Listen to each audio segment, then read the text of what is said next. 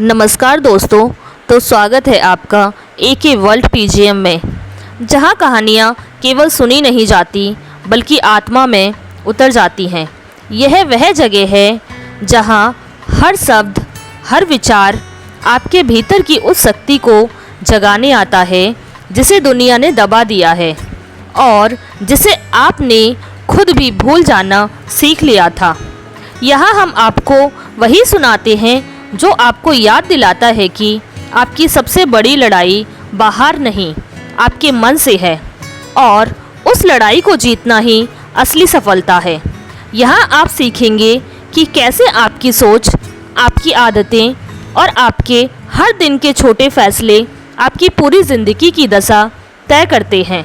एके world PGM केवल एक YouTube channel नहीं, यह एक साधना है जहाँ हर कहानी, हर विचार और हर आवाज़ आपको उसी दिशा में ले जाती है जहाँ आत्मा जागती है और मन शांत होता है। तो चलिए आज फिर एक नई शुरुआत करते हैं, अपने भीतर की उस चुप आवाज़ को सुनने की जो कहती है अब और नहीं टालना, अब समय है खुद से मिलने का। क्या आपने कभी महसूस किया है कि सुबह उठने पर आपका शरीर बिस्तर से उठने के लिए तैयार नहीं होता? जब आप नई आदतें अपनाना चाहते हैं, जैसे जल्दी उठना, ध्यान करना या पढ़ाई में ध्यान लगाना, तो आपका मन आपको बार बार पुरानी बातें सोचने पर मजबूर कर देता है। यही असली संघर्ष है, बाहर की दुनिया से नहीं बल्कि अपने मन से। यह मन आपको बार बार यह यकीन दिलाता है कि तुम नहीं कर सकते, तुम में वह बात नहीं है, तुम वैसा नहीं कर सकते जैसा लोग बनते हैं। आचार्य यतीन ने कहा था कि यदि आप अपने मन को जीत लेते हैं तो ब्रह्मांड भी आपका दास बन सकता है, लेकिन अगर वही मन आपका मालिक बन जाए तो आप अपने सपनों को हर दिन मरते हुए देखेंगे। यह मन जिसे आप समझते हैं वास्तव में आपके भीतर की आदतों, यादों, डर और भावनाओं का गुलाम है। यही उसे चंचल बनाता है, कभी अतीत के पछतावे में और कभी भविष्य की चिंता में। यही कारण है कि हमें अक्सर खुद से शर्मिंदगी महसूस होती है कि हम फिर से वही नहीं कर पाए जो ठान रखा था। फिर रात को पछताते हैं कि मैं आज भी हार गया। क्या आपने कभी सोचा है कि बार बार हारने का कारण क्या है? क्यों आप खुद को जीत नहीं पाते? इसका उत्तर है क्योंकि आपने अपने मन को दिशा देना नहीं सीखा। इसीलिए गुरु वेदांत कहते हैं कि मन को साधना जीवन की सबसे महत्वपूर्ण साधना है। अब इस सफ़र की शुरुआत होती है 5 उपायों से जो मन को गुलामी से आज़ादी दिलाकर आत्मा की शक्ति को जोड़ते हैं। पहला उपाय है सकारात्मक आत्मवार्ता। इंसान दिन भर सबसे ज़्यादा बातें खुद से करता है और यही बातचीत उसका भविष्य बनाती है। अगर आप खुद से बार बार कहते हैं कि मुझसे नहीं होगा, मैं फेल हो जाऊंगा, मुझे कोई पसंद नहीं करता, तो यह बातें आपके अवचेतन में उतर जाती हैं।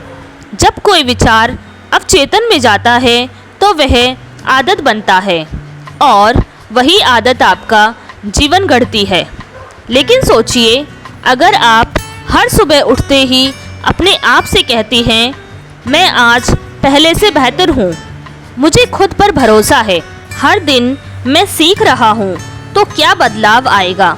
धीरे धीरे आपका मस्तिष्क नई सोच की दिशा में काम करने लगेगा। दूसरा उपाय है लक्ष्य निर्धारण। एक व्यक्ति जो हर रोज कुछ करने की सोचता है लेकिन उसका कोई ठोस लक्ष्य नहीं है, वह ठीक उस घोड़े की तरह है जिसे खुली जमीन पर दौड़ने के लिए छोड़ दिया गया है। वह दौड़ेगा ज़रूर लेकिन किसी मंजिल तक नहीं पहुंचेगा। मन को दिशा तब मिलती है जब आप उसे स्पष्ट बताते हैं कि हमें कहाँ जाना है। प्राचीन अर्थ सीलवंत ने कहा था कि लक्ष्यहीन मन अनियंत्रित अग्नि और या तो खुद को जला देता है या फिर सब कुछ राख कर देता है। जब आप मन से कहते हैं मैं सफल बनना चाहता हूँ, तो यह एक धुंधली परिभाषा है। लेकिन जब आप कहते हैं कि मैं अगले 6 महीने में 10 किलो वज़न कम करना चाहता हूँ, यह मुझे साल भर में अपनी किताब छपवानी है, तो यह स्पष्ट संकेत है जिसे आपका मस्तिष्क पकड़ सकता है और उस पर काम कर सकता है। महत्वपूर्ण यह है कि लक्ष्य को लंबी दूरी का ही ना बनाएं, बल्कि उसे 3 हिस्सों में बांट दें: दीर्घकालिक, मध्यकालिक और लघुकालिक। जब आप छोटे छोटे पड़ाव रखते हैं तो हर छोटे लक्ष्य के पूरा होते ही मन में उत्साह, संतोष और ऊर्जा पैदा होती है। तब आपका मन खुद ब खुद विकर्षणों से हट जाता है। गुरु वेदांत कहते हैं, लक्ष्य मन को जमीन देता है और जमीन पर खड़े होकर ही कोई आसमान छू सकता है।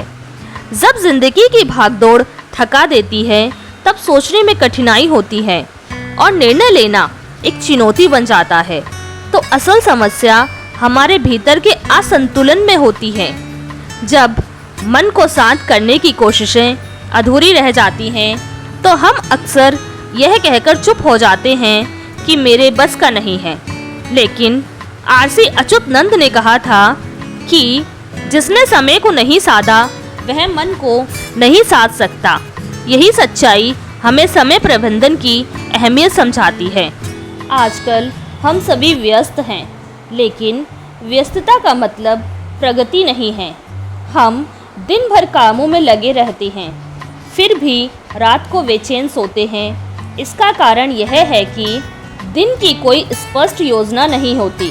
जब मन को पता नहीं होता कि अगला कदम क्या है, तो वह हर दिशा में भागने लगता है, जिससे ऊर्जा खर्च होती है। और इसका समाधान है अपने समय की स्पष्ट योजना बनाना। जब आप हर सुबह यह तय करते हैं कि मैं इस दिन में क्या करूँगा, तो मन में एक अजीब सी शांति आ जाती है।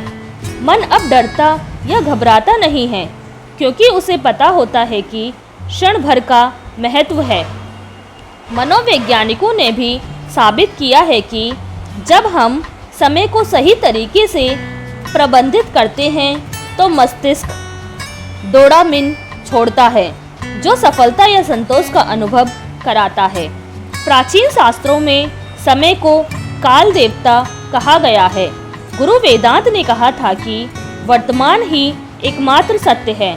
जो वर्तमान को साथ लेता है, वही शांत होता है। अब बात करते हैं चौथी विधि की, ध्यान। ध्यान एक फैशन नहीं, बल्कि आत्मा की गहराई में जाने का मार्ग है। जब मन थक जाता है और विचार शोर मचाते हैं, तब ध्यान ही वह मौन है जो भीतर उतरने की अनुमति देता है। जब आप ध्यान में बैठते हैं, तो आप खुद को देखने लगते हैं और यह समझने लगते हैं कि मैं विचार नहीं हूँ, मैं तो वह हूँ जो विचारों को देख रहा है। आधुनिक विज्ञान ने भी ध्यान के लाभों को स्वीकार किया है। ध्यान करने से मस्तिष्क का अगला दल छोटा होता है, जिससे डर और गुस्से का प्रभाव कम होता है। गुरु यतीम ने कहा था कि ध्यान किसी समस्या को मिटाता नहीं, लेकिन आपको अडिग बना देता है। अब बात करते हैं पांचवी विधि की, जो अक्सर नज़रअंदाज होती है, शारीरिक व्यायाम। यह सुनने में आसान लगता है, लेकिन इसका मन से गहरा संबंध है। जब शरीर सक्रिय होता है, तो मन ऊर्जा से भर जाता है। व्यायाम से शरीर एंडोर्फिन छोड़ता है, जो सुकून और प्रसन्नता देता है। गुरु वेदांत ने कहा था कि मन की साधना तभी पूरी होती है जब शरीर भी उसमें भागीदार हो। जो व्यक्ति अपने शरीर का ध्यान रखता है, वह अपने मन की बुनियाद को मजबूत कर रहा होता है। इसलिए अब समय आ गया है कि आप अपने भीतर की शक्ति को पहचानें। रोज़मर्रा की ज़िंदगी में छोटे छोटे बदलाव लाकर आप उस दिशा में बढ़ सकते हैं जहां मन आपका साथी बन जाए। याद रखें, मन पर विजय जीवन की सबसे बड़ी विजय है। जब आप इस सच्चाई को समझेंगे तो आप केवल जी नहीं रहे होंगे बल्कि जाग चुके होंगे। एक आत्मवर्ता की शक्ति आपके द्वारा कहे गए शब्द आपके भविष्य को आकार देते हैं। बचपन में किसी ने कहा था, यह तुम्हारे बस का नहीं है, और यह शब्द आपके मन में गहराई से बैठ गए।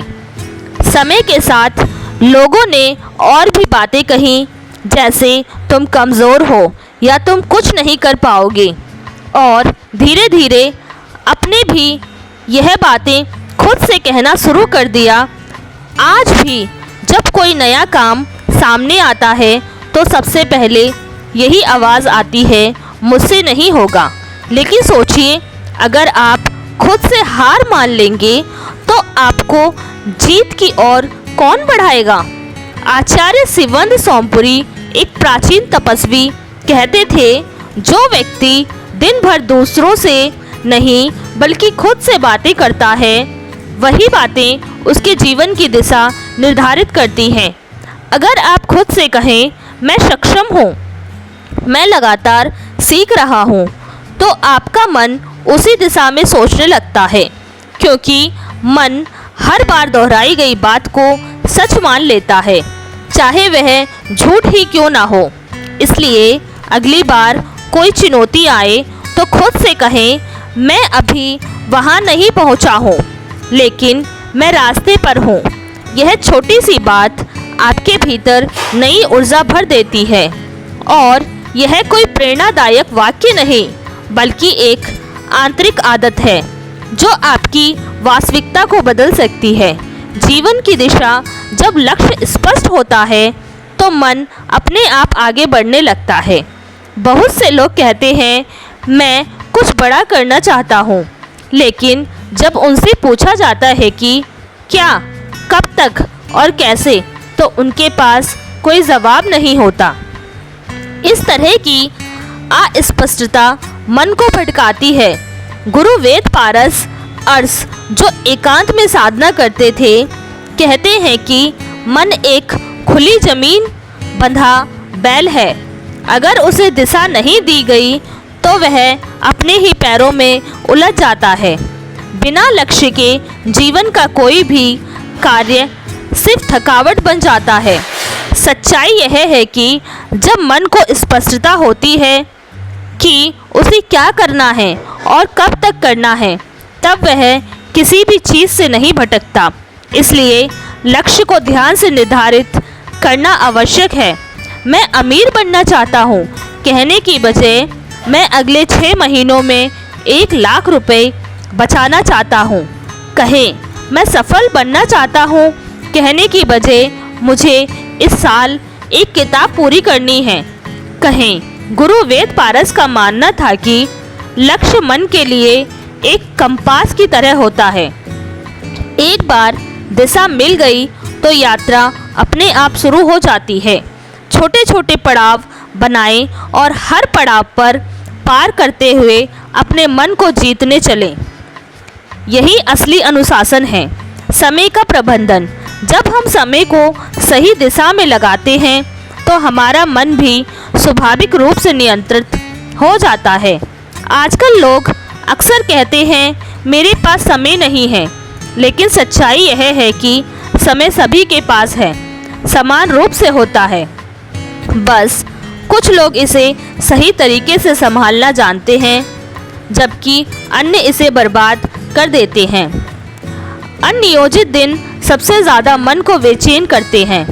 जब हम सुबह उठते हैं तो नहीं जानते कि हमें क्या करना है, जो दिन भर कुछ करते हुए भी शाम को ऐसा लगता है कि कुछ हासिल नहीं हुआ। प्राचीन संत रथविज भारद्वाज, जो हिमालय के एक शांत स्थान पर साधना करते थे, कहते थे वह मन में सबसे ज़्यादा भागता है जिसे अगला कदम नहीं दिखता। यदि आप हर दिन की शुरुआत इस सोच के साथ करें कि आज मुझे क्या करना है, कब करना है और क्यों करना है, तो आपका मन अपने आप शांत हो जाएगा। चाहे आप साधु हो या नौकरी पेशा, किसान हो या छात्र। अगर आपने अपने दिन की योजना नहीं बनाई तो आपका मन आपको ऐसी जगह ले जाएगा जहां आप नहीं जाना चाहते। जब हम समय को महत्व देते हैं तो हमारे मन में स्थिरता आती है और यही स्थिरता आत्मिक शांति की शुरुआत होती है। ध्यान तब संभव होता है जब मन का शोर कम होता है, तभी आत्मा अपनी आवाज़ उठाती है। चाहे आप कितनी भी कोशिश करें, जब तक आपके मन में हलचल है तब तक कोई स्पष्ट मार्ग नहीं दिखाई देगा। मन को शांत करने के लिए ध्यान एक विकल्प नहीं बल्कि एक आवश्यकता है। गुरु आचार्य यथार्थानंद, जिन्होंने कई वर्षों तक मौन साधना की थी, ध्यान वह दर्पण है जिसमें आत्मा अपना असली रूप देखती है। जब आप प्रतिदिन कुछ मिनट शांति में बैठकर अपनी सांसों पर ध्यान केंद्रित करते हैं तो आप भीतर की गहराई में उतरने का मार्ग खोज लेते हैं। यह किसी धार्मिक अनुष्ठान या विशेष मुद्रा की मांग नहीं करता, बल्कि यह खुद से मिलने का एक शांत प्रयास है। ध्यान के माध्यम से आप समझने लगते हैं कि आप अपने विचार नहीं हैं, बल्कि आप उस साक्षी हैं जो विचारों को देखता है। जब यह ज्ञान प्राप्त होता है तो डर, गुस्सा और चिंता धीरे धीरे कम होने लगते हैं। ध्यान से मन एक संतुलित नदी की तरह बहने लगता है। गहराई और शांति के साथ शरीर की ताकत। जब शरीर सक्रिय होता है तो मन भी शांत रहता है। मन और शरीर का संबंध आत्मा और सांस के रिश्ते जितना गहरा होता है। जब शरीर थका हुआ होता है तो मन भी कमज़ोर पड़ जाता है। जब आप बहुत सोचते हैं लेकिन कुछ नहीं करते तो शरीर आलसी हो जाता है और मन बेचैन। आलसी आरण्य लोक एक संयमी साधक का मानना था कि मन वही सुनता है जो शरीर करता है। यदि आप रोज व्यायाम करते हैं, चाहे 15 मिनट की दौड़, योग, खेतों में काम या सुबह की सैर, तो शरीर से निकलने वाले हार्मोन मन को ऊर्जा, स्थिरता और आत्मविश्वास प्रदान करते हैं।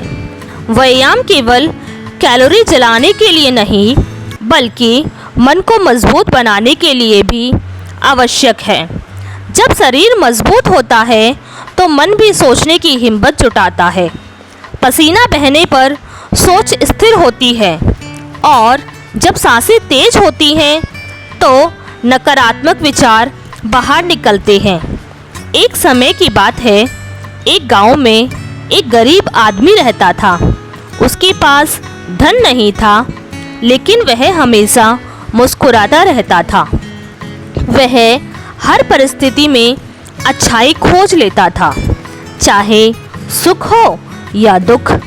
उसकी आदत थी कि किसी भी परेशानी में वह भगवान का धन्यवाद करता और कहता, शायद इससे भी बड़ा संकट टल गया। यही सोच उसे दूसरों से अलग बनाती थी। लेकिन उसके पड़ोस में एक अमीर आदमी था जिसे उसकी सच्ची खुशी पसंद नहीं थी। उसे लगता था कि गरीब की मुस्कान उसकी दौलत का अपमान है। उस अमीर आदमी की जलन इतनी बढ़ गई कि उसने गरीब की मानसिक शांति को भंग करने की योजना बनाई। उसने गरीब से कहा कि गांव की एक औरत बहुत मनहूस है, अगर तुम उसका चेहरा देखोगे तो तुम्हारा दिन बर्बाद हो जाएगा। शुरुआत में गरीब ने इसे नज़रअंदाज किया, लेकिन बार बार सुनने पर उसने इसे सच मान लिया।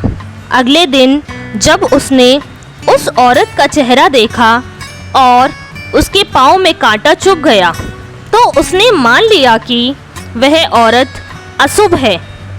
अब वह हर परेशानी के लिए उस औरत को जिम्मेदार मानने लगा जो पहले उसे परेशान नहीं करती थी। उसकी मुस्कान गायब होने लगी। जो आदमी पहले हर परिस्थिति में खुशी ढूंढ लेता था, वह अब हर छोटी छोटी घटना को संकट मानने लगा। समय बीतने के साथ उसकी सोच पूरी तरह बदल गई। वह अब निराश और चिंतित रहने लगा। एक दिन उसका गुरु उससे मिला और उसकी उलझनें समझकर कहा, अगर तुम उस औरत को हटाना चाहते हो तो एक उपाय है। इसी रास्ते पर एक दूसरी स्त्री है जिसे देखने से लोगों का दिन अच्छा बीतता है। गरीब ने इस पर विश्वास किया और हर रोज उस नई औरत को देखने लगा। धीरे धीरे उसकी सोच बदलने लगी। पहले उसे लगता था कि दिन खराब होगा, अब उसे विश्वास होने लगा कि सब अच्छा होगा। जैसे जैसे उसके विचार बदले, उसकी ज़िंदगी भी बदलने लगी। पहले जो घटनाएं उसे दुख देती थीं, अब वह उनमें ईश्वर की कृपा देखने लगा। उसे समझ आ गया था कि असली बदलाव बाहर नहीं, उसके भीतर हुआ है। इस कहानी से यह साबित होता है कि हमारा दृष्टिकोण और हमारे विश्वास हमारे अनुभव का आधार बनाते हैं। अगर हम किसी चीज़ को कठिन मान लें तो वह कठिन हो जाती है, लेकिन अगर हम उसे सरल मान लें तो वह रास्ता बन जाती है। ध्यान या जीवन की किसी भी चुनौती, सब कुछ हमारी सोच पर निर्भर करता है। जब तक हम भीतर से नहीं बदलते, तब तक दुनिया हमें वही दिखाती है जो हमारे मन में पहले से होता है। राजा का जीवन बाहरी दृष्टि से भव्य था, लेकिन अंदर से वह खोखला होता जा रहा था। राजमहल में रोशनी, संगीत और विलासिता की चकाचौंध थी, लेकिन राजा खुद को एक कठपुतली की तरह महसूस करने लगा। उसे लगा कि सम्राट बनने के बाद उसे खुशी और आज़ादी मिलेगी, लेकिन अब वह खुद पर भी नियंत्रण नहीं रख पा रहा था। एक दिन उसके पुराने गुरु अचानक महल आए और राजसभा में हो रहे नृत्य गान को देखकर नाराज हो गए। उन्होंने राजा से कहा, यदि तुम विजय के बाद आराम करोगे तो पराजय की नींद में जागोगे। राजा ने जवाब दिया, गुरुवर, मैंने केवल जीवन बिताया है। मैं तो हमेशा आदेशों और जिम्मेदारियों में बंधा रहा। अब अगर मैंने थोड़ी खुशी खोज ली तो इसमें क्या गलत है? गुरु ने उसकी आंखों में देखते हुए कहा, राजन, तुम खुशी को गलत दिशा में खोज रहे हो। तुमने सफलता को भोग समझ लिया है, लेकिन असली सफलता तो संघर्ष में है, दूसरों के जीवन को बेहतर बनाने में है। उन्होंने समझाया कि जो व्यक्ति आराम को लक्ष्य बना लेता है, वह धीरे धीरे अपने कर्तव्यों से दूर होता जाता है, और जो अपने कर्तव्यों को निभाता है, वह जीवन के सबसे बड़े सुख को प्राप्त करता है। संतोष, इन बातों का राजा पर गहरा प्रभाव पड़ा। उसने समझा कि वह केवल दिखावे के जीवन में जी रहा था और सच्चा सुख अपने दायित्वों के प्रति निष्ठा में है।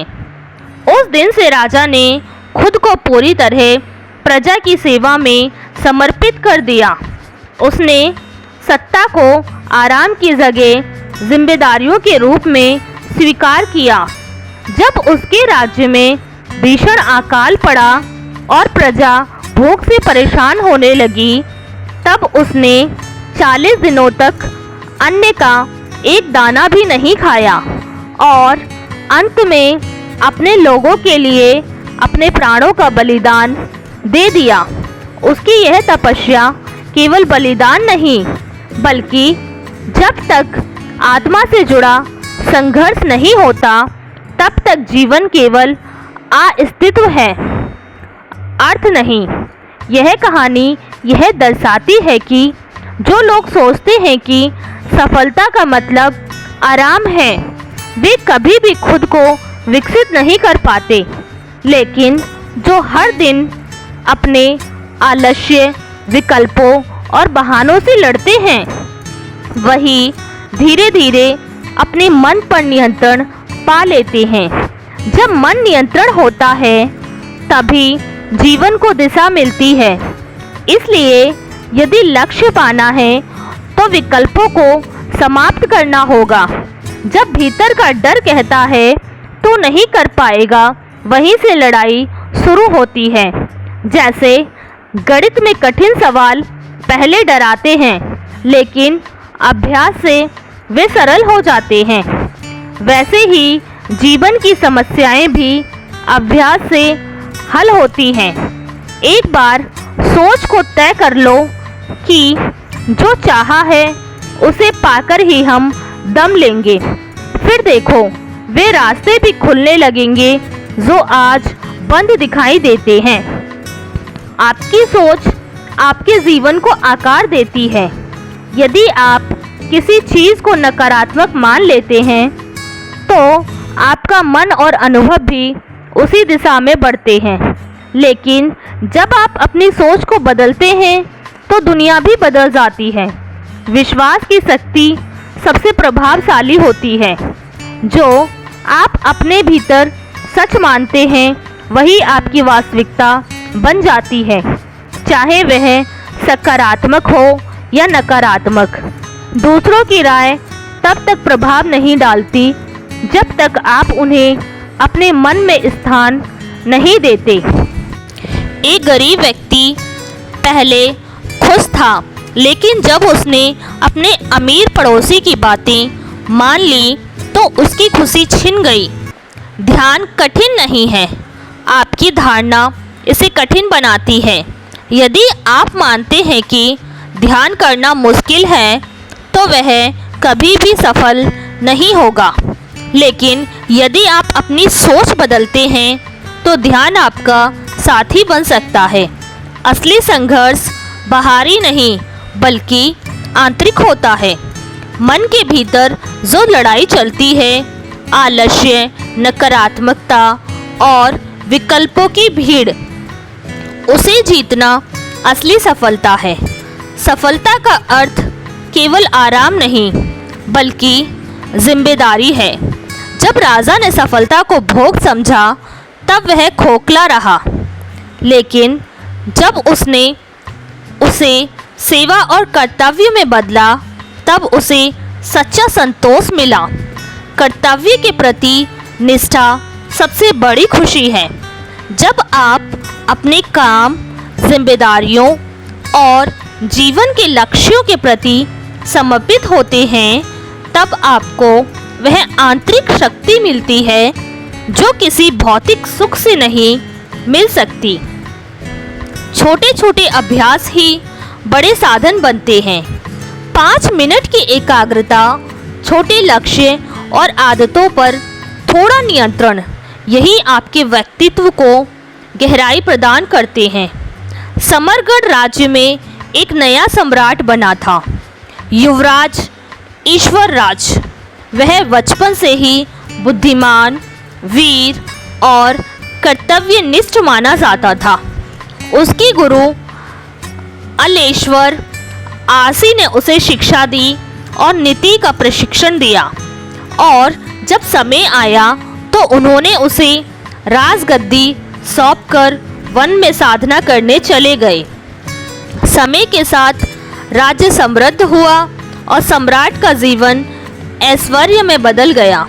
धीरे धीरे राजमहल विलासिता का केंद्र बन गया, जहां संगीत, मंदिरा और भोग ने सम्राट को अपने घेरे में ले लिया। दरबार अब नृत्य और जश्न का मंच बन गया था। एक दिन आचलेश्वर और श्री अचानक महल में आए और उन्होंने देखा कि उनका शिष्य, जिसे उन्होंने आदर्श सम्राट बनाने की कोशिश की थी, वह अपने भोगों का बंदी बन चुका था।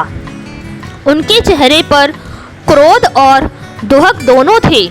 उन्होंने सभा में कहा, ईश्वर राज, मैंने तुम्हें एक प्रजावत सम्राट के रूप में गढ़ा था, लेकिन आज तुम खुद को भूल चुके हो। ईश्वर राज जो कभी गुरु की एक दृष्टि से संयम में आ जाता था, अब उनके सामने खड़ा होना भी मुश्किल समझ रहा था। उसने कांपती आवाज में कहा, गुरुदेव, जब से मैंने राजकाज संभाला है, मेरा जीवन कठपुतली जैसा हो गया है। निर्णय, युद्ध, कर, सभा, दंड, सब ने मुझे घेर लिया है और मैं खुद को भूल गया। अगर मैंने थोड़ी खुशी तलाश ली तो इसमें क्या गलत है? आचलेश्वर ने मुस्कुराया नहीं, बल्कि गहरे स्वर में कहा, सम्राट, जो सिंह जंगल जीतने के बाद विश्राम करता है, वह अगली घात में मारा जाता है। यह राजगद्दी केवल सिंहासन नहीं है। जब प्रजा भूखी है तो राजा का भोजन भी अपराध है। तुमने भोग में सुख ढूंढा, जबकि सच्चा सुख सेवा में है। यह सुनकर दरबार में सन्नाटा छा गया। ईश्वर राज की आंखें झुक गईं। उसे पहली बार एहसास हुआ कि उसकी सोच आत्मा की नहीं बल्कि मन की थी, और मन हमेशा आराम चाहता है, जबकि आत्मा का विस्तार गुरु आचलेश्वर के उपदेश ईश्वर राज्य के हृदय में गहराई से समा गए। उन्होंने उस रात सभी गतिविधियां रोक दी, नर्तकियों को विदा किया और शासन में सक्रिय रूप से शामिल होने का संकल्प लिया। अब वह पहले से अधिक जागरूक, संवेदनशील और न्यायप्रिय सम्राट बन गए थे। हर सुबह वह जनता के बीच जाकर भूखों को भोजन देते, बीमारों के लिए दवाएं मंगवाते और वृद्धों के साथ बैठकर उनकी समस्या सुनते। राज्य में सकारात्मक बदलाव आने लगा। ईश्वर राज अब राज सिंहासन पर एक स्वामी की तरह नहीं बल्कि एक सेवक की तरह बैठते थे। फिर एक समय आया जब समरगढ़ में भयंकर अकाल पड़ा। अनाज के भंडार खाली हो गए, बारिश थम गई और ज़मीन बंजर हो गई। लोग भूख से परेशान होने लगे। सम्राट ईश्वर राज ने आदेश दिया कि जब तक प्रजा को भोजन नहीं मिलेगा, वह खुद एक दाना भी नहीं खाएंगे। दरबारियों ने उन्हें मनाने की बहुत कोशिश की, लेकिन वह अडिग रहे। 40 दिनों तक वह केवल पानी और जड़ी बूटियों पर जीवित रहे। उनका शरीर कमज़ोर हो गया, लेकिन उनकी आंखों में चमक और मन में दृढ़ संकल्प बना रहा।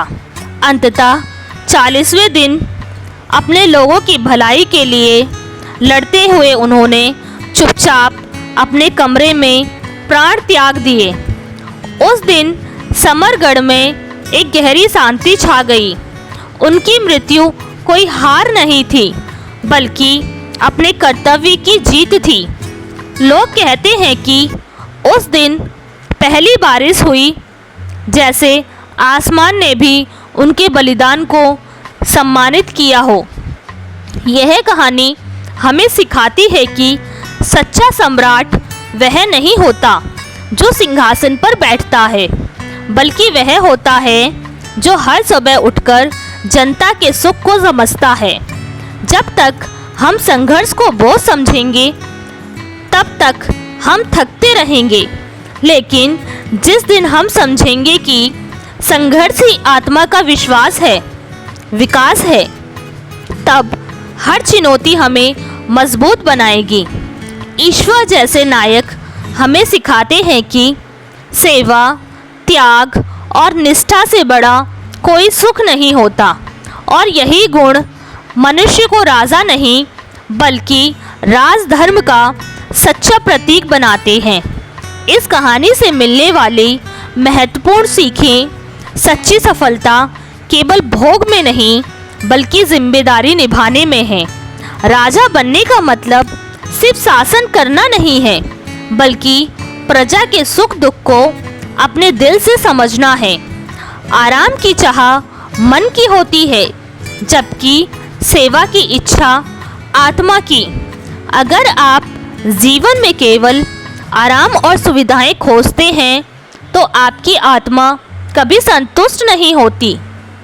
लेकिन जब आप सेवा और कार्य को प्राथमिकता देते हैं तब आपको असली शांति मिलती है। कर्तव्य के बिना अधिकार का कोई महत्व नहीं है। सम्राट ईश्वर राज ने यह साबित कर दिया कि जब तक हम अपने कर्तव्य को पूरी ईमानदारी से नहीं निभाते तब तक किसी भी पद या प्रतिष्ठा का कोई अर्थ नहीं है। त्याग सबसे बड़ा बल होता है।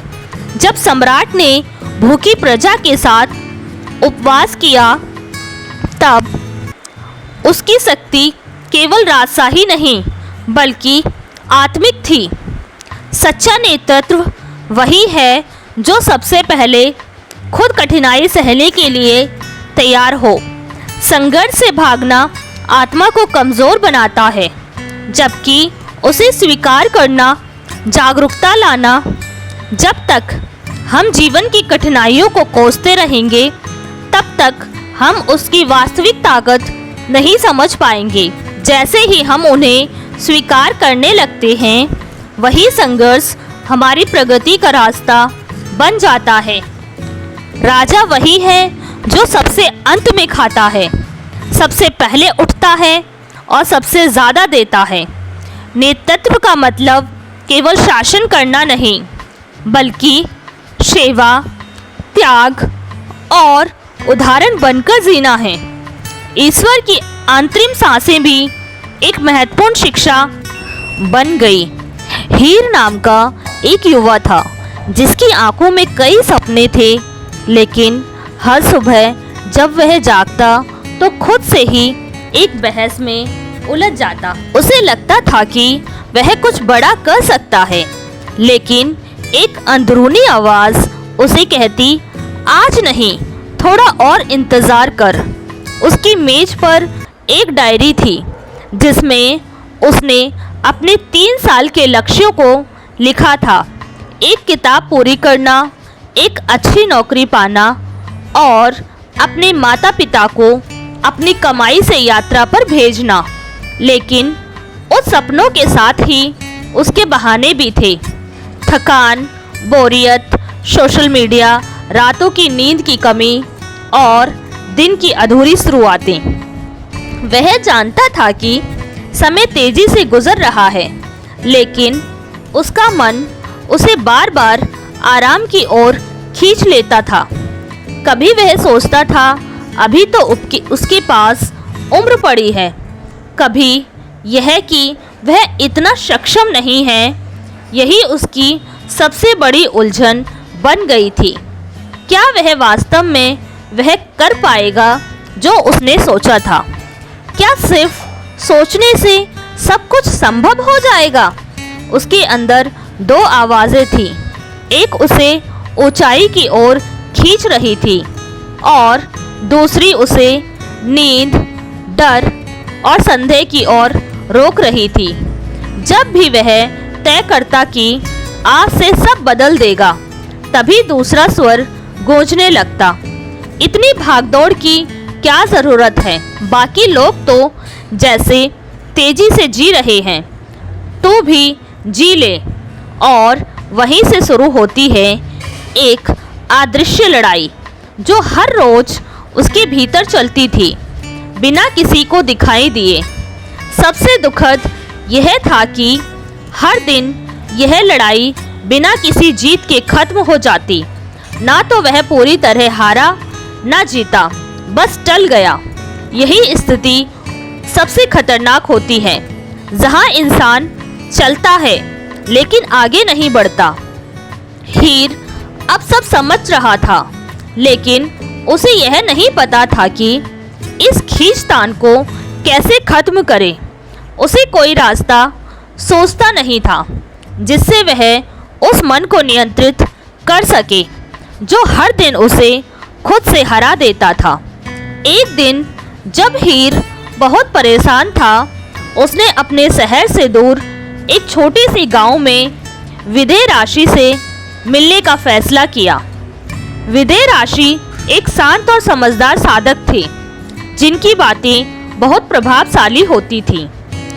हीर ने उन्हें अपनी सभी समस्याएं बताईं। जैसे ही वह हर बार नई शुरुआत करता है लेकिन उसे बनाए रख नहीं पाता, उसका मन उसे भ्रमित करता है और उसके पास कई विकल्प होते हुए भी वह सही रास्ता नहीं चुन पाता। विदेह आरस मुस्कुराए और बोले, तू हर बार लक्ष्य से पहले पीछे लौट जाता है क्योंकि तूने कभी पीछे के दरवाजे बंद नहीं किए। जब तक विकल्प खुले रहेंगे, मन वही चुनेगा जो आसान हो। तो तभी लक्ष्य तक पहुंचेगा जब रास्ते के अलावा और कुछ न दिखे। यह शब्द हीर के लिए बहुत महत्वपूर्ण थे।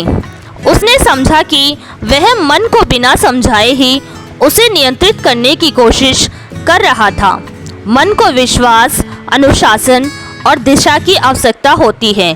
जब मन को पता चलता है कि वापसी का कोई रास्ता नहीं है, तब वह आगे बढ़ने के लिए तैयार होता है। वापस लौटते समय हीर ने निश्चय किया कि वह केवल एक ही लक्ष्य पर ध्यान केंद्रित करेगा और अपने सभी विकल्पों को खत्म कर देगा। उसने अपने दिन का समय इस तरह से बांट दिया, कब पढ़ना है, कब व्यायाम करना है, कब ध्यान करना है और सबसे महत्वपूर्ण कब खुद से सवाल पूछना है। हर रात वह खुद से एक ही सवाल करता, क्या मैंने आज वो किया जो मुझे मेरे लक्ष्य के करीब लाए। अगर जवाब ना होता तो वह अगले दिन दोगुनी मेहनत करता। धीरे धीरे उसका मन अब उसके साथ चलने लगा था। जो पहले उसे रोकता था वही अब उसे प्रेरित करने लगा। यह बदलाव एक दिन में नहीं आया, बल्कि तब आया जब उसने खुद को यह कहकर मनाया, मैं वही करूँगा जो मेरे लक्ष्य को जीवित रखे। बाकी सब कुछ चाहे कितना भी आसान लगे मेरे लिए बेकार है। यह हर उस व्यक्ति पर लागू होता है जो अपने मन के भीतर संघर्ष कर रहा है। जीतने के लिए पहले अपने भीतर की खींचतान को समझना ज़रूरी है, क्योंकि जब मन नियंत्रण में आता है तभी जिंदगी एक दिशा में चलती है और तब लक्ष्य केवल सपना नहीं रह जाता, बल्कि जीने का एक कारण बन जाता है। इस प्रेरणादायक हिस्से से मिलने वाली मुख्य सीखें, जब तक मन में विकल्प खुले होते हैं तब तक लक्ष्य तक पहुंचना मुश्किल होता है। मन हमेशा आसान रास्ता खोजता है, लेकिन सफलता उन्हें ही मिलती है जो खुद को सिर्फ एक ही दिशा में पूरी तरह झोंक देते हैं। मन का सबसे बड़ा शत्रु टालना और सबसे बड़ा भ्रम अभी बहुत समय है। जो लोग हर दिन यह सोचते हैं कि कल से शुरू करूँगा, उनके कल कभी नहीं आता। हमारे भीतर दो आवाज़ें होती हैं, एक ऊंचाई की ओर खींचती है, दूसरी आराम की ओर। हर सुबह यह तय करना होता है कि हम किस आवाज़ को ज़्यादा सुनते हैं और वही हमारी ज़िंदगी की दिशा तय करती है। जब लक्ष्य के अलावा कोई और विकल्प नहीं छोड़ा जाता, तब मन रास्ता ढूंढने लगता है। पीछे के सारे दरवाजे बंद करने की हिम्मत ही आत्मबल का सबसे पहला परिणाम है। छोटे छोटे नियम ही बड़े परिवर्तन लाते हैं, जैसे रोज़ खुद से पूछना, क्या मैंने आज अपने लक्ष्य के लिए कुछ किया। यह साधारण दिखने वाला सवाल धीरे धीरे मन को अनुशासन में ढाल देता है। जो मन को समझकर साथ लेता है वही जीवन पर नियंत्रण पा लेता है, और जब मन साथ चलने लगता है तो कोई भी लक्ष्य सपना नहीं रहता, वह आपकी पहचान बन जाता है। प्राचीन काल की बात है, हिमगिरी पर्वत की तलहटी में एक घना वन था, जहाँ एक प्रसिद्ध तपस्वी महर्षि अचिर अपने विद्यार्थियों को अध्यात्म, नीति और जीवन के रहस्य सिखाया करते थे। वहाँ एक तेजस्वी बालक था जिसका नाम था देवव्रत। बालकों की टोली रोज गुरु के सान्निध्य में बैठकर कथा, वेद, ध्यान और व्यवहारिक ज्ञान प्राप्त करती थी। एक दिन जब वर्षा की हल्की फुहारें जंगल की सूखी धरती को भिगो रही थीं, महर्षि अचिर ने सभी शिष्यों को एक वृक्ष के नीचे इकट्ठा किया। उनका चेहरा गंभीर था, लेकिन दृष्टि करुणा से भरी थी। उन्होंने कहना शुरू किया, हे बालकों, जीवन में केवल बल, रूप और वंश की नहीं बल्कि बुद्धि की परीक्षा होती है। एक बुद्धिमान व्यक्ति हर तूफान का सामना कर सकता है, जबकि मूर्ख व्यक्ति बिना लहरों के भी डूब जाता है। चारों ओर मौन छा गया। पत्तों की सरसराहट में केवल गुरु की वाणी गूंज रही थी। वे आगे बोले, इस संसार में जो व्यक्ति केवल दूसरों की बातों में आता है, जो बिना सोचे विचलित हो जाता है, वह सदैव हारता है। लेकिन जो बुद्धिमत्ता का दीपक जलाकर चलता है, वह अंधेरे में भी रास्ता ढूंढ लेता है। देवव्रत, जो अब तक चुपचाप ध्यान से सुन रहा था, धीरे से उठा और हाथ जोड़कर बोला, गुरुदेव, हम कैसे जाने कि हम बुद्धिमान हैं या मूर्ख? यह सुनकर महर्षि अचिर मुस्कुराए और बोले, बेटा, आज मैं तुम्हें ऐसे 12 संकेत बता पाऊंगा जो सच्चे बुद्धिमान मनुष्य में होते हैं। यदि वे तुम्हारे भीतर हैं तो समझो तुम बुद्धिमत्ता के मार्ग पर हो, और यदि नहीं तो इन गुणों को अपनाकर तुम उसमें प्रवेश कर सकते हो। फिर उन्होंने आकाश की ओर देखा और बोले, जो व्यक्ति सच्चा बुद्धिमान होता है वह हर दिन कुछ नया सीखता है, क्योंकि वह जानता है कि सीखना एक यात्रा है, गंतव्य नहीं। चाहे वह किसी संत से हो, किसी गरीब से हो या किसी चुप व्यक्ति से, हर जीवन से कुछ सीखने को है। बुद्धिमान व्यक्ति समय को व्यर्थ नहीं जाने देता। वह जानता है कि समय धन से भी अधिक मूल्यवान है और इसे बर्बाद करना अपने जीवन की आग को बुझाने जैसा है। वह हर क्षण अपने लक्ष्य की ओर मोड़ देता है, जैसे गंगा हर बहाव को सागर की ओर ले जाती है। गुरु के शब्द जैसे तप्त ताम्र में शीतल जल की धार की तरह शिष्यों के हृदय में उतर रहे थे। उन्होंने अपनी आंखें बंद की और एक क्षण का मौन लिया। फिर बोले, बुद्धिमान व्यक्ति अकेलापन नहीं, आत्मसमर्पण मानता है। वह अकेले रहकर अपने भीतर के स्वर को सुनता है, क्योंकि भीड़ में केवल शोर होता है। जब व्यक्ति अकेले बैठता है, तभी उसे पता चलता है कि वह क्या है, क्या बन सकता है। मूर्ख व्यक्ति दूसरों से प्रभावित होकर अपना रास्ता भूल जाता है, लेकिन बुद्धिमान अकेले रहकर अपना मार्ग बनाता है। वह कम बोलता है, लेकिन जब बोलता है तो शब्द मोती बन जाते हैं। वह हर बात को सोच समझकर कहता है, क्योंकि उसे पता है कि शब्द बाण भी बन सकते हैं और मरहम भी। और सबसे महत्वपूर्ण बात, वह अपने मन की कमजोरियों, दुखों या योजनाओं को सबके सामने नहीं खोलता, क्योंकि वह जानता है कि दुनिया स्वार्थी है और लोग हमारी भावनाओं से खेल सकते हैं। उसे समझ है कि जो आज मित्र है वह कल अवसरवादी बन सकता है। संध्या का समय था। आकाश के रंग नीले और बैंगनी हो चले थे।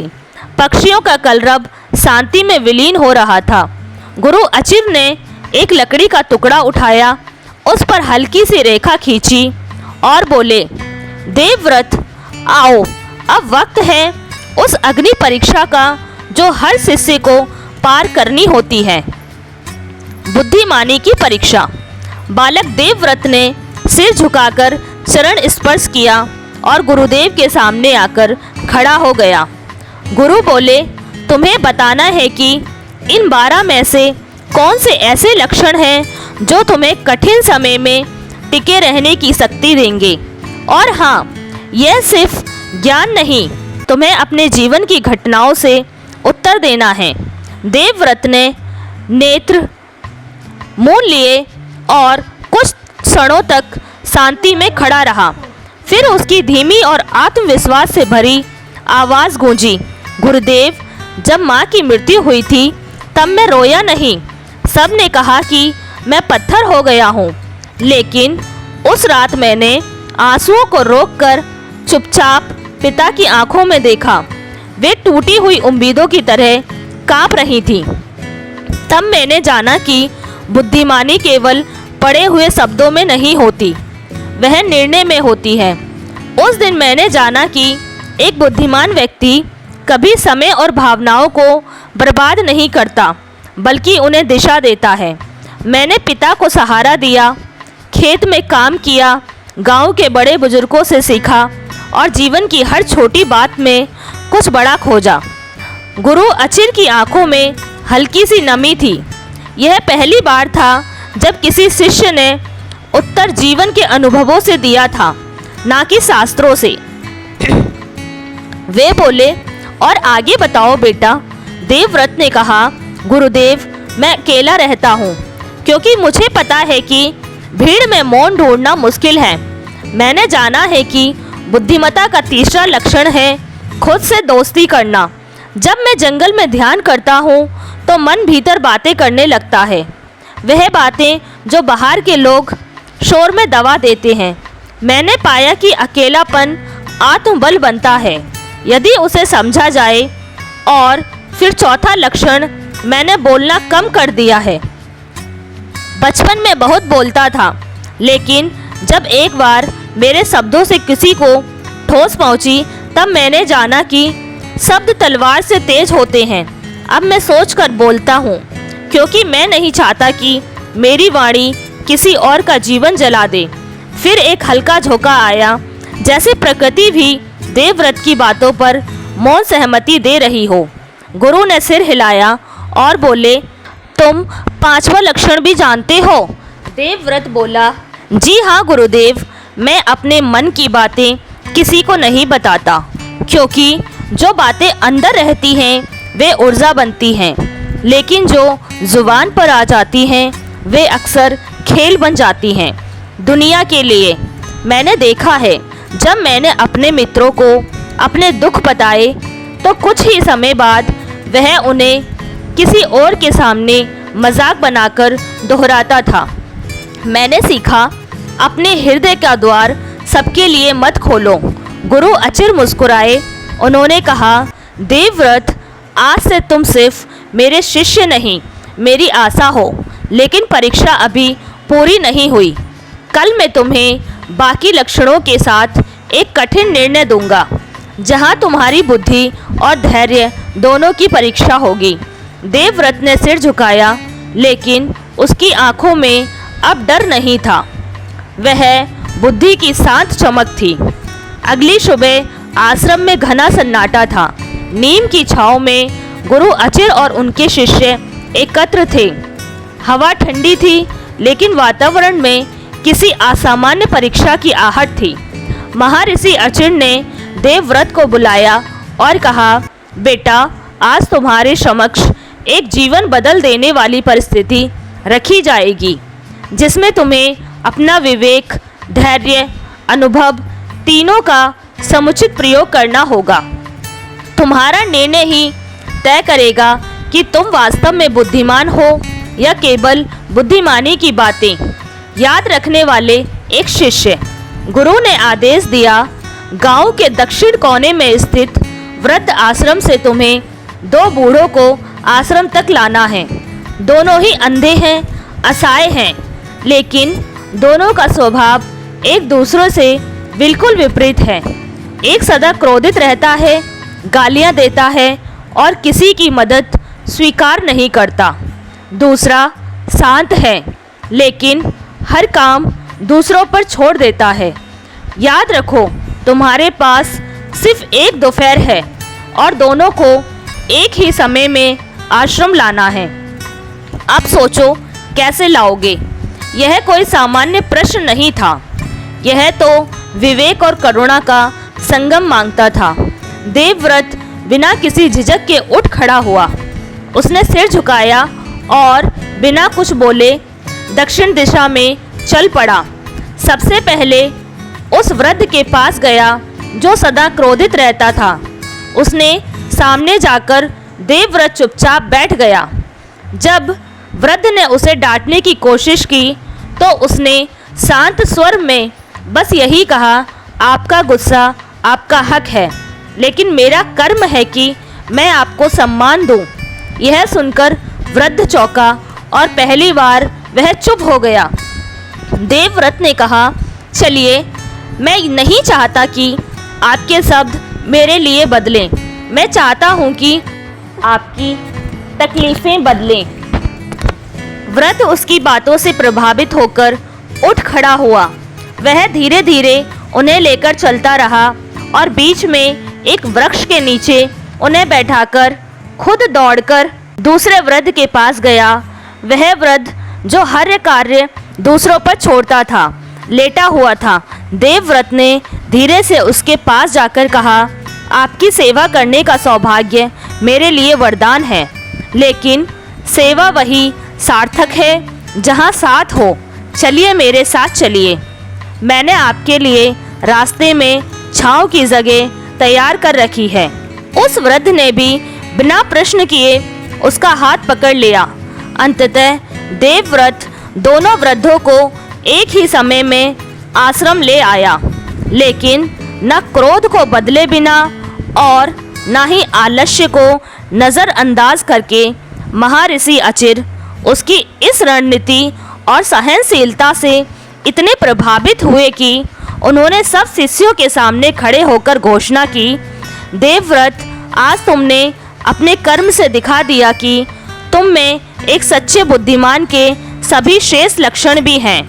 तुमने न किसी से तुलना की है और न किसी पर निर्भर हुए। तुमने क्रोध को समझा, आलस्य को प्रेरित किया और फिर भी अपने समय का सर्वोत्तम उपयोग किया। तुमने निर्णय बिना उत्तेजना और जल्दबाजी के लिया और सबसे सुंदर बात, तुमने यह कार्य किसी को बताए बिना चुपचाप समर्पण से किया। फिर गुरु ने सभी शिष्यों से कहा, बुद्धिमत्ता एक दीपक नहीं जो दूसरों को दिखाया जाए, वह एक ज्योति है जो अंदर जलती है, और जब वह जलती है तो रास्ता अपने आप प्रकाशित हो जाता है। देवव्रत ने नेत्रों से आंसू की 2 बूंदें गिरीं, लेकिन वे कमज़ोर नहीं, उस क्षण की पूर्णता का प्रमाण थी। उसी दिन से आश्रम में वह शिष्य नहीं रहा। उसे देव बुद्ध कहकर पुकारा जाने लगा, जो बुद्ध से पूज्य हो गया। बहुत समय पहले की बात है, जब सुदर्शन नाम का एक राज्य वैभव और शांति में अग्रणी था। इस राज्य के राजा थे विक्रम सिंह, एक प्रजावत्सल लेकिन भीतर से बेचैन राजा। राजकाज तो उन्होंने विरासत में पाया था, मगर उन्हें अक्सर लगता था कहीं वह केवल गद्दी के अधिकारी हैं, बुद्धि के नहीं।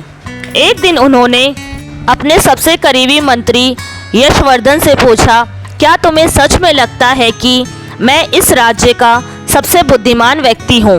यशवर्धन कुछ देर चुप रहा, फिर बोला, राजन, सत्ता तो मिल सकती है, लेकिन बुद्धिमत्ता अर्जित करनी पड़ती है। इस धरती पर बहुत से ज्ञानी लोग हैं, कुछ चुप हैं, कुछ शोर में खो गए हैं। बुद्धिमान वही है जो शोर से परे सोच सकता है। राजा थोड़े विचलित हुए पर क्रोध नहीं किया। उनके भीतर एक सवाल जाग उठा, क्या मैं वास्तव में बुद्धिमान हूँ? इसी सवाल के उत्तर की तलाश में यशवर्धन ने एक योजना बनाई। राज्य में ढिंढोरा पिटवाया गया। जो कोई भी राजा को ऐसी बात बताएगा जो उसने कभी ना सुनी हो, उसे 1000 स्वर्ण मुद्राओं का इनाम दिया जाएगा। अगले ही दिन दरबार में भीड़ उमड़ पड़ी। कोई दूर देश से परंपराओं के बारे में बोल रहा था, कोई चंद्रमा की दुर्लभ गति बताने आया था। लेकिन हर बार राजा मुस्कुराकर एक ही बात दोहराते, यह बात तो मैंने पहले ही सुन रखी है। मंत्री की योजना सफल दिखने लगी। मूर्ख लोग खुद को ज्ञानी समझकर सामने आ रहे थे और दरबार धीरे धीरे उन आवाज़ों से भरने लगा था जिन्हें दुनिया अज्ञानी गर्व कहती है। राजा इस पूरे तमाशे को गंभीरता से देख रहे थे, लेकिन उनके भीतर गहराई से एक प्रश्न और जन्म लेने लगा। अगर कोई सच्चा बुद्धिमान आया तो क्या वह भी यहीं खड़ा होगा इन सब के बीच? तभी मंत्री यशवर्धन ने धीरे से कहा, राजन, असली मोती कभी शोर नहीं करता। वह तब दिखता है जब सब आवाज़ें थम जाती हैं। लगभग 1 सप्ताह बीत चुका था। अब दरबार में आने वाले लोग कम होने लगे थे, क्योंकि कोई भी ऐसी बात नहीं ला पा रहा था जो राजा ने पहले कभी ना सुनी हो। तभी एक सुबह जब सूरज की किरणें राजमहल की ऊंचाई को छू रही थी, एक साधु वृद्ध नगाड़ों और राजसी भीड़ से दूर चुपचाप महल के द्वार पर पहुंचा। उसका चेहरा शांत, आंखें गहराई से भरी हुई और स्वर इतना संयमित कि जैसे वर्षों से साधना बोल रही हो। उसने द्वारपाल से कहा, राजा से कहना कि मैं उन्हें वह बात सुनाने आया हूँ जो उन्होंने आज तक किसी से नहीं सुनी।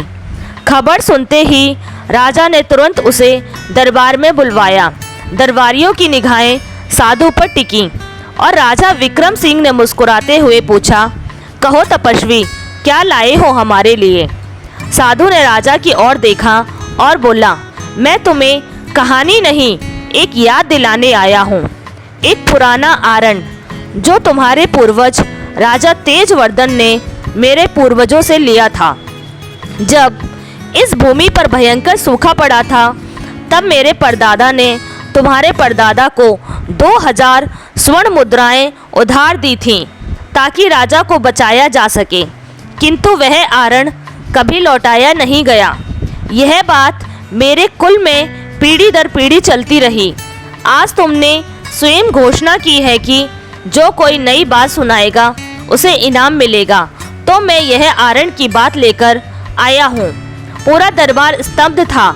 साधु ने आगे जोड़ा, अब तुम्हारे सामने 2 ही विकल्प हैं राजन। यदि तुम कहो कि यह बात पहले से सुनी हुई है तो ऋण स्वीकार कर मुझे 2000 मुद्राएं लौटाओ, और यदि कहो कि नई बात है तो वचन के अनुसार मुझे 1000 मुद्राएं इनाम में दो। राजा विक्रम सिंह जैसे शब्दहीन हो गए। उनकी चतुराई, उनका ज्ञान और उनका आत्मविश्वास सब एकदम थम सा गया था। यह एक साधारण बात नहीं थी, यह एक बुद्धिमत्ता से बुना जाल था जिसमें अब उनके शब्द भी उलझते नजर आ रहे थे। राजा ने मंत्री यशवर्धन की ओर देखा, जो मौन मुस्कान के साथ आंखें झुका चुका था।